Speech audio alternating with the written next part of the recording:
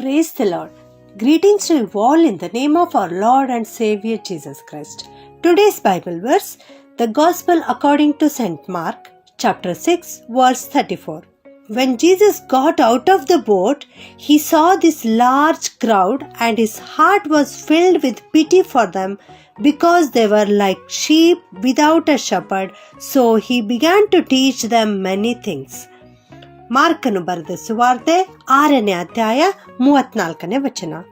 ಆತನು ಹೊರಗೆ ಬಂದು ಬಹು ಜನರ ಗುಂಪನ್ನು ಕಂಡು, ಇವರು ಕುರುಬನಿಲ್ಲದ ಕುರಿಗಳ ಹಾಗಿದ್ದಾರಲ್ಲ ಎಂದು ಕನಿಕರಪಟ್ಟು ಅವರಿಗೆ ಬಹಳ ಉಪದೇಶ ಮಾಡುತ್ತಿದ್ದನು.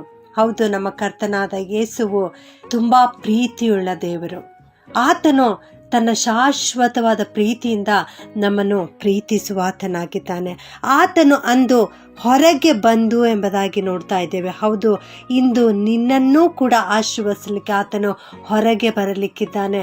ಹೊರಗೆ ಬಂದು ನಿನ್ನನ್ನು ಕಂಡು ಕನಿಕರ ಪಡ್ತಾ ಇದ್ದಾನೆ. ಹೌದು, ಅಂದು ಜನರ ಗುಂಪನ್ನು ಕಂಡ ಹಾಗೆ ಇಂದು ನಿನ್ನನ್ನು ಕಂಡು ದೇವರು ಕನಿಕರ ಪಡ್ತಾ ಇದ್ದಾರೆ. ಅಂದು ಆ ಜನರಿಗೆ ಬಹಳವಾಗಿ ಉಪದೇಶ ಮಾಡಿದ ಹಾಗೆ ಇಂದು ನಿನಗೆ ದೇವರು ಉಪದೇಶ ಮಾಡಲಿಕ್ಕಿದ್ದಾರೆ, ತನ್ನ ಮಾರ್ಗದರ್ಶನವನ್ನು ನೀಡಲಿಕ್ಕಿದ್ದಾರೆ. ನೀನು ಇವತ್ತು ಕಣ್ಣೀರಿನಿಂದ, ದುಃಖದಿಂದ, ಕಷ್ಟದಲ್ಲಿ ಇರುವುದನ್ನು ಕಂಡ ಯೇಸು ಸ್ವಾಮಿ ನಿನಗೆ ಉಪದೇಶ ಮಾಡಲಿಕ್ಕೆಂದೇ ಆತನು ಇವತ್ತು ಹೊರಗೆ ಬಂದಿದ್ದಾನೆ. ಆತನು ಈ ಲೋಕದಲ್ಲಿ ಮಾನವನಾಗಿ ಜನಿಸಿ ಬಂದಿದ್ದಾನೆ, ನಿನ್ನನ್ನು ನಿನ್ನ ಕಷ್ಟದಿಂದ ಬಿಡಿಸುವುದಕ್ಕಾಗಿಯೇ, ನಮಗೆ ಪ್ರೀತಿ ತೋರಿಸುವ ಸಲುವಾಗಿಯೇ ಯೇಸು ಸ್ವಾಮಿ ತನ್ನ ಪರಲೋಕದ ವೈಭವವನ್ನು ತೊರೆದು ಬಿಟ್ಟು ದಾಸನ ರೂಪವನ್ನು ಧರಿಸಿ ಈ ಧರೆಗೆ ಇಳಿದು ಬಂದಿದ್ದಾನೆ. ಪ್ರಿಯರೇ, ಹೌದು, ಯೇಸು ಸ್ವಾಮಿ ತನ್ನನ್ನೇ ಮಾದರಿಯನ್ನಾಗಿರಿಸಿದ್ದಾನೆ. ಆತನನ್ನು ನಾವು ಹಿಂಬಾಲಿಸಬೇಕಾಗಿದೆ. ಕರ್ತನ ನುಡಿಗಳು ನಮಗೆ ಆದರಣೆ ಕೊಡುವಂಥವುಗಳಾಗಿವೆ. ಕರ್ತನ ನುಡಿಗಳು ನಮಗೆ ಉತ್ತೇಜನಗೊಳಿಸುವಂಥವುಗಳಾಗಿವೆ. ಆತನು ಆ ಜನರನ್ನು ಕಂಡು ಬಹುವಾಗಿ ಕನಿಕರಪಟ್ಟನು, ಅವರಿಗೆ ಉಪದೇಶ ಮಾಡಿದನು ಎಂಬುದಾಗಿ. ಹೌದು, ಆ ಉಪದೇಶಗಳು ಬಹಳ ಶ್ರೇಷ್ಠವಾದಂಥ ಉಪದೇಶಗಳಾಗಿದ್ದವು. ಕರ್ತನು ಅಡವಿಯಲ್ಲಿ ಸಂಚರಿಸುವಾಗ ಜನರು ಆತನ ಮಾತುಗಳನ್ನು ಮತ್ತು ಆತನು ಪ್ರೀತಿಯಿಂದ ಆಡ್ತಕ್ಕಂಥ ಮಾತುಗಳನ್ನು ಕೇಳಿಸಿಕೊಳ್ಳುವುದಕ್ಕಾಗಿಯೇ ನೆರೆದು ಬರುತ್ತಾ ಇದ್ದರು. ಆತನ ಬಾಯಿಯಿಂದ ಬಂದ ಒಂದೇ ಒಂದು ಮಾತಿನ ಮೂಲಕವಾಗಿ ಅವರು ಸೌಖ್ಯವನ್ನು ಕಾಣಲಿಕ್ಕೆ, ತಮ್ಮ ರೋಗದಿಂದ ಬಿಡುಗಡೆಯನ್ನು ಹೊಂದಿಕೊಳ್ಳಲಿಕ್ಕೆ ಅನೇಕ ಜನರು ಮುತ್ತಿ ಯೇಸು ಸ್ವಾಮಿಯ ಬಳಿ ಬರುತ್ತಾ ಇದ್ದರು. ಆತನು ಈ ಲೋಕದಲ್ಲಿರುವಾಗ ಇತರರಿಗಾಗಿ ಜೀವಿಸಿದನು. ಹೌದು, ಆತನ ಮಾತುಗಳು ಜೀವವುಳ್ಳ ರೊಟ್ಟಿಯಾಗಿವೆ. ಮನುಷ್ಯನು ರೊಟ್ಟಿ ತಿಂದ ಮಾತ್ರ ಜೀವಿಸದೆ ದೇವರ ಬಾಯಿಂದ ಹೊರಡುವ ಪ್ರತಿಯೊಂದು ಮಾತಿನಿಂದ ಮನುಷ್ಯನು ಬದುಕುವವನಾಗಿದ್ದಾನೆ.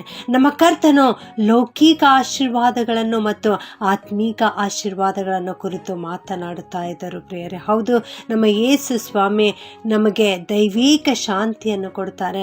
ಪವಿತ್ರಾತ್ಮನ ಕುರಿತು ಆತನು ಬೋಧನೆ ಮಾಡುತ್ತಾರೆ. ರಕ್ಷಣೆಯನ್ನು ಕುರಿತು ಆತನು ಬೋಧನೆ ಮಾಡುತ್ತಾರೆ. ನನ್ನ ಪ್ರಿಯ ದೇವ ಮಗುವೆ, ಸತ್ಯವೇದದ ವಾಕ್ಯದ ಮೂಲಕವಾಗಿ ಯೇಸು ಸ್ವಾಮಿ ನಮ್ಮೊಟ್ಟಿಗೆ ಮಾತನಾಡಲಿಕ್ಕಿದ್ದಾರೆ.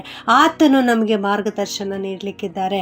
ನಾವು ಹೋಗುವಾಗ, ನೀನು ಬಲಕ್ಕಾಗಲಿ ಎಡಕ್ಕಾಗಲಿ ತಿರುಗಿಕೊಳ್ಳುವಾಗ ಇದೇ ಮಾರ್ಗ, ಇದರಲ್ಲೇ ನಡೆಯಿರಿ ಎಂದು ನಿಮ್ಮ ಹಿಂದೆ ಆಡುವ ಮಾತು ನಿಮ್ಮ ಕಿವಿಗೆ ಬೀಳುವುದು ಎಂಬುದಾಗಿ ಯೆಶಾಯನು ತನ್ನ ಪ್ರವಾದನೆಯ ಗ್ರಂಥ 30ನೇ ಅಧ್ಯಾಯ 21ನೇ ವಚನದಲ್ಲಿ ಬರೆಯುತ್ತಾ ಇದ್ದಾನೆ. ಹೌದು, ನನ್ನ ಪ್ರಿಯ ದೇವಜನರೇ, ಕರ್ತನ ಮಾತುಗಳು, ಆತನ ನುಡಿಗಳು ನಮ್ಮ ವಿಶ್ವಾಸವನ್ನು ಹುರಿದುಂಬಿಸುವಂಥವುಗಳಾಗಿವೆ. ಆದುದರಿಂದ ಇಂದೇ ನೀನು ಕರ್ತನ ಬಳಿಗೆ ಬಾ. ಆತನು ನಿನ್ನನ್ನು ಕಂಡು ಕನಿಕರಿಸಿ ನಿನಗೆ ಉಪದೇಶ ಮಾಡುತ್ತಾನೆ. ನೀನು ನಡೆಯಬೇಕಾದ ಮಾರ್ಗವನ್ನು ತಿಳಿಸಿಕೊಡುತ್ತಾನೆ. ಪ್ರಾರ್ಥನೆ ಮಾಡಿಕೊಳ್ಳೋಣ. ನಮಗಾಗಿ ಈ ಲೋಕಕ್ಕೆ ಇಳಿದು ಬಂದಿರತಕ್ಕಂಥ ನಮ್ಮ ಪ್ರೀತಿಯ ಪರಲೋಕದ ತಂದೆಯಾದ ದೇವರೇ, ನಿಮಗೆ ಸ್ತೋತ್ರ. ಬಾ, ಪರಲೋಕದ ವೈಭವವನ್ನು ತೊರೆದು ದಾಸನ ರೂಪವನ್ನು ಧರಿಸಿ ಈ ಧರೆಗೆ ಇಳಿದು ಬಂದಿದ್ದೇವಾ, ನಿನಗೆ ಸ್ತೋತ್ರ ಉಂಟಾಗಲಿ ಸ್ವಾಮಿ. ನಾವು ಹೋಗುವಾಗ, ನಡೆಯುವಾಗ ಇದೇ ಮಾರ್ಗ, ಇದರಲ್ಲೇ ನಡೆಯಿರಿ ಎಂಬುದಾಗಿ ತಿಳಿಸಿಕೊಡುವಂಥ ದೇವರೇ, ನಿನಗೆ ಸ್ತೋತ್ರ ಉಂಟಾಗಲಿ. ಕರ್ತನಪ್ಪ, ನಿನ್ನ ಮಾತುಗಳು ಜೀವವುಳ್ಳ ಮಾತುಗಳಾಗಿವೆ. ನಿನ್ನ ಮಾತುಗಳಿಂದ ನಾವು ಬದುಕುವಂಥವರಾಗಿದ್ದೇವೆ ದೇವ. ನಿನ್ನ ಒಂದು ಮಾತು ಮಾತ್ರ ಸಾಕು ಸ್ವಾಮಿ.